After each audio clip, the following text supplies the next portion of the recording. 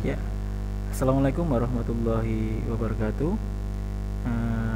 Perkenalkan, nama saya Irawan Leli Setiabudi. Di sini saya mengampu komputer dan jaringan dasar. Pada pertemuan yang pertama untuk daring, saya akan sedikit membahas mengenai menerapkan K3LH dan menerapkan perakitan komputer.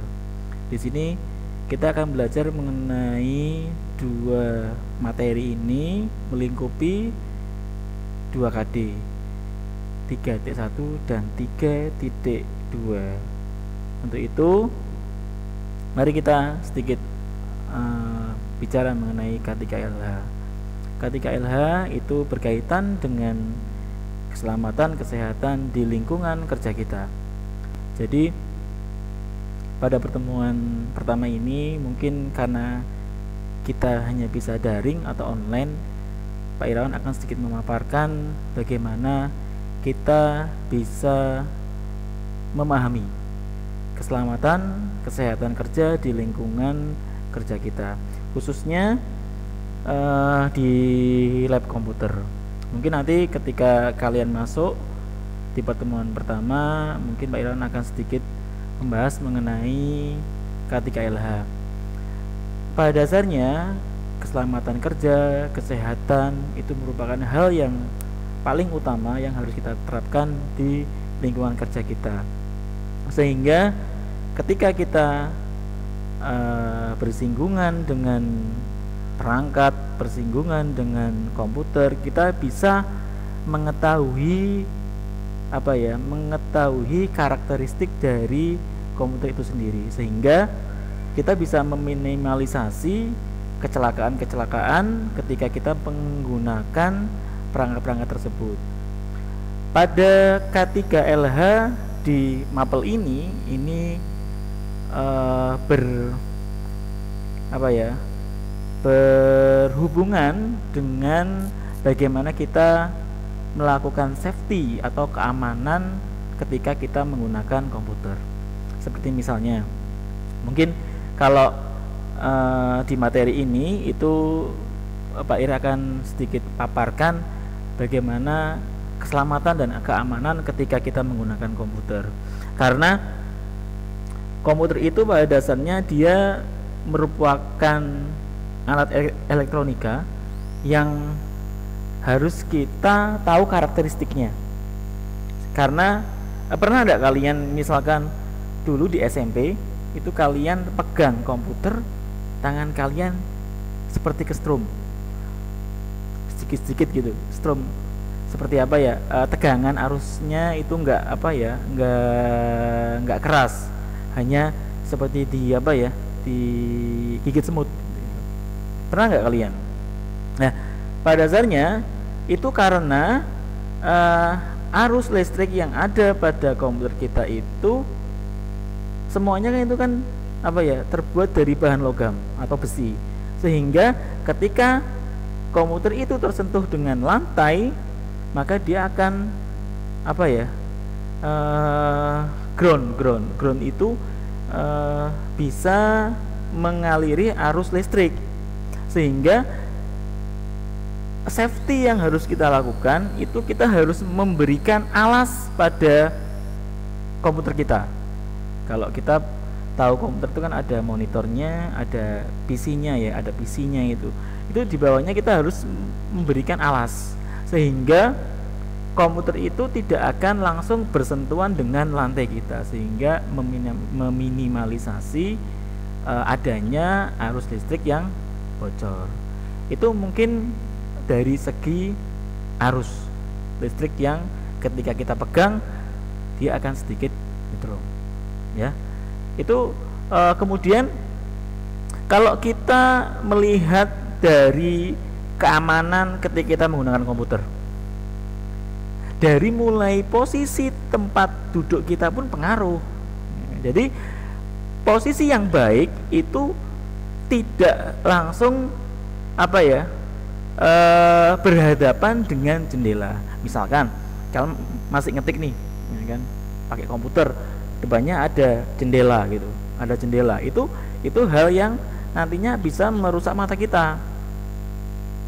Jadi jendela itu ya harus sesuai dengan standar dari kelayakan lab gitu.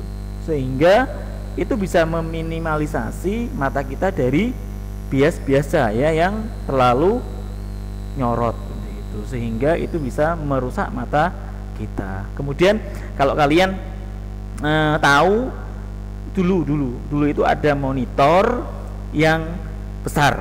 Kalau sekarang kan rata-rata kan LCD sama LED, ya kan. Kalau dulu itu ada monitor tabung namanya atau CRT. CRT atau cathode ray tube itu bentuknya tabung, dan itu kalau dulu itu lab dulu itu membelakangi. Jadi kita itu duduk pas di belakang kita itu ada monitor tabungnya. Jadi seperti seperti tangga itu sih, tangga tapi ke depan. Jadi membelakangi. Jadi sehingga kepala kita itu kena radiasi dari monitornya, dan itu nggak baik.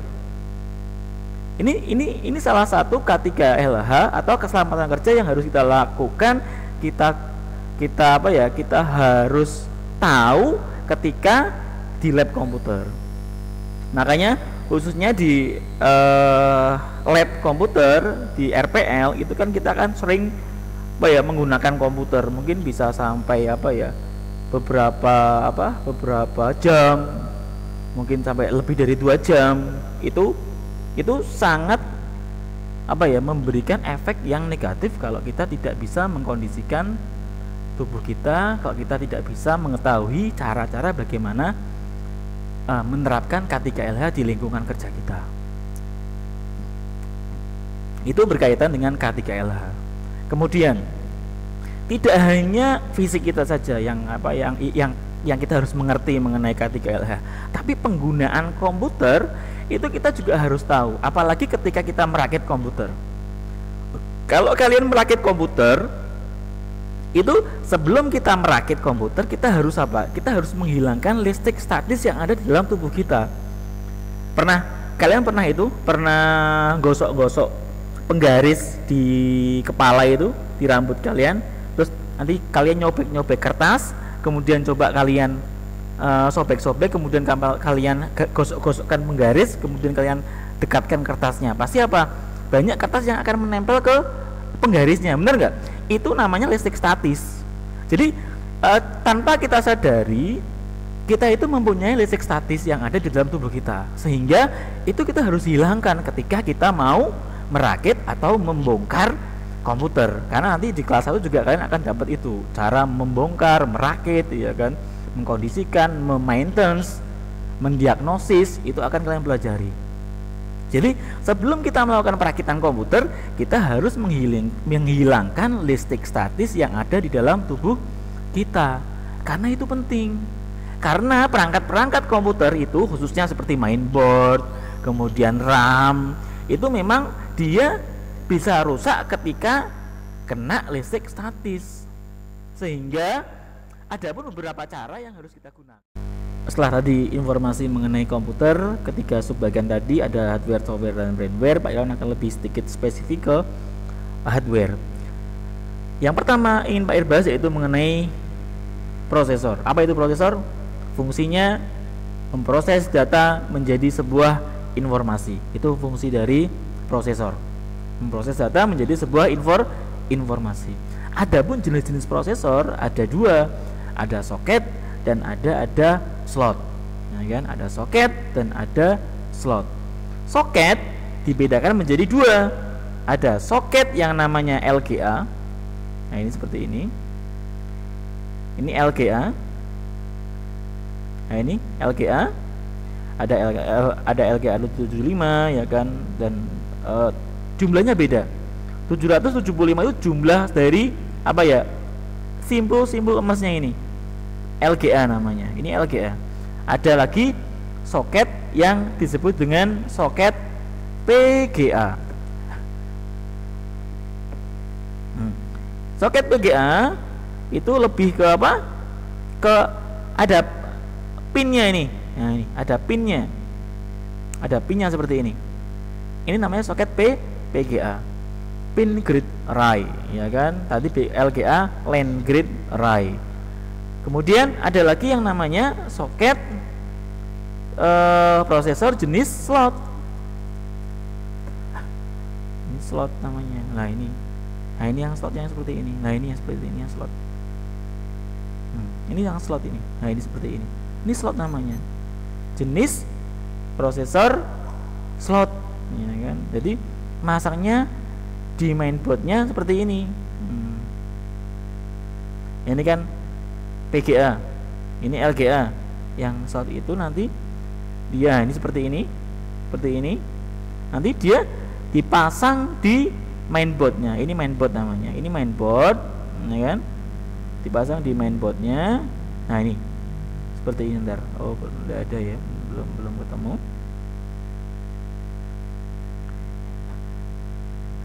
Jadi intinya masangnya di mainboard seperti ini nanti. Ditekan terus ditekan. Jerek gitu, dicerep begitu. Itu fungsi dari soket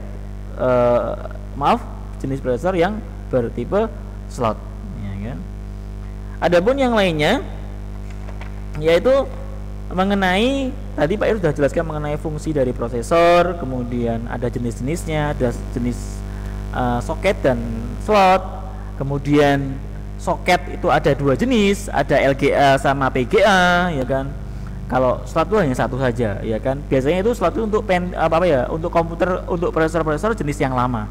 Tapi untuk yang sekarang rata-rata sudah menggunakan LGA. Jadi generasinya itu dari mulai slot, kemudian PGA yang ada pinnya tadi, yang seperti ini tempat prosesornya, ya kan. Yang ini tempat prosesor untuk LGA. Yang ini untuk LGA, yang ini untuk PGA. Nah, yang di bawah ini itu di mainboardnya ini, yang seperti ini tempat untuk yang slot dipasang, jret gitu. Sehingga itu bisa digunakan. Jadi dari segi fungsinya memproses data menjadi sebuah informasi. Kemudian yang berikutnya yaitu kita akan membahas mengenai memori atau di sini sering kita sebut dengan RAM, ya kan? Nah, RAM ini memori. Ini RAM. Ada dari mulai EDORAM, FBRAM, kemudian SDRAM, DDR 1, 2, 3 dan sekarang yang 4 itu ada beberapa jenisnya. Memori yaitu fungsinya dari RAM itu random access memory, itu fungsinya untuk menyimpan data sementara. Pernah tidak kalian ngetik di komputer kalian, kemudian belum kalian simpan, kalian lampunya mati, ya kan? Kan datanya kan hilang ya kan? Setelah dinyalakan lagi kan datanya hilang kan? Nah itu salah satu fungsi dari RAM. Misalkan kalian mau ngetik di Microsoft Word, kemudian kalian belum nyimpen, lampunya mati, ya kan? Otomatis kalian akan mengulang dari awal lagi. Contoh kecilnya seperti handphone kalian. Kalian kalau punya handphone itu kan ada Androidnya ya, ada OS-nya, ada operating systemnya. Ketika kalian nyalakan, mulai masuk ke operating system, kemudian kalian lagi ngetikkan sesuatu WA, ya kan? Ujung-ujung handphonenya mati, ya kan? Handphone mati. Ketika sudah dicas, dinyalakan kembali, pesan tadi WA yang mau kamu tulis pasti dia akan hilang karena dia tersimpan di memori. Di memori sifatnya itu sementara. Ketika kita menjalankan sebuah aplikasi di handphone kita, pernah enggak kita membuka aplikasi yang berlebihan, kemudian lemot HP kita, bener kan? Nah, itu aplikasi itu tersimpan di RAM kita, sehingga itu seperti apa ya? Pak Ir analogikan seperti ember, kamu isi air, ember diisi air gitu kan? Embernya kecil, kamu ngambil air 1 cibuk, itu seperti kamu buka aplikasi, kamu masukkan ke air, ke baknya, ke embernya tadi, otomatis kan akan penuh gitu ya. Nah, itu seperti RAM. Dan itu pun akan penuh. Memori itu bisa juga penuh ketika kita membuka aplikasi yang berlebihan, juga memori itu bisa penuh sehingga perangkat kita akan lemot, akan semakin lemot. Itu fungsi dari RAM. Jadi menyimpan data aplikasi atau data informasi yang sifatnya itu sementara. Seperti tadi yang Pak Ira analogikan, itu fungsi dari RAM.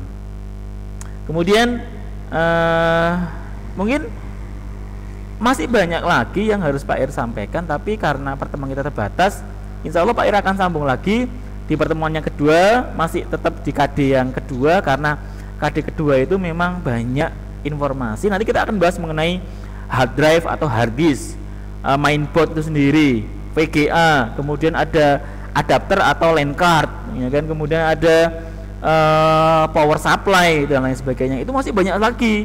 Nanti kita akan belajar lagi di pertemuan berikutnya.